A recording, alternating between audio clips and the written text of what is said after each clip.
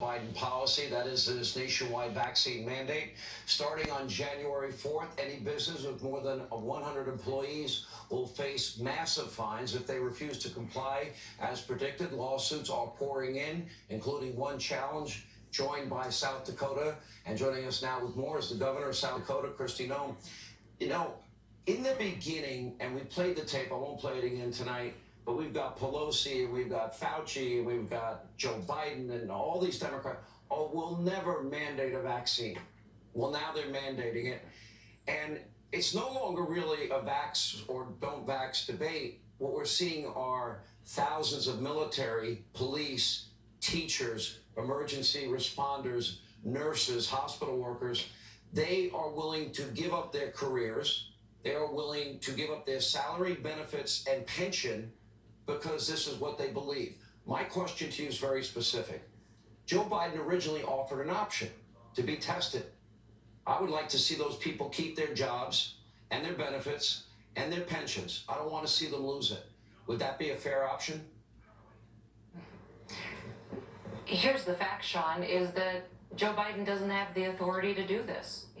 It is unconstitutional for him to come in and put these mandates in place. So whether it's mandating for a vaccine or for testing, this isn't his role. That specifically was left to the states and to people in protecting their personal freedoms and making sure that they have the opportunity to make the best decisions for themselves. So that's the whole discussion here, is that when President Biden and his administration announced that they would come forward with this mandate, I very quickly said that if he brought these regulations like he released today, that I'd see him in court because he doesn't have this authority as President of the United States. And when I ran for governor, I promised the people of South Dakota that I would protect them from federal government intrusion.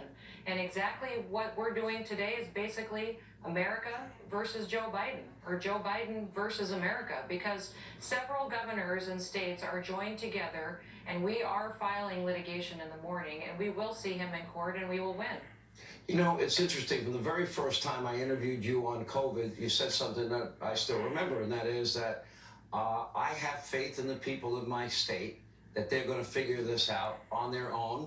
Like every state, you had moments, hot spots, difficulties, troubles here and there. It's worked out well.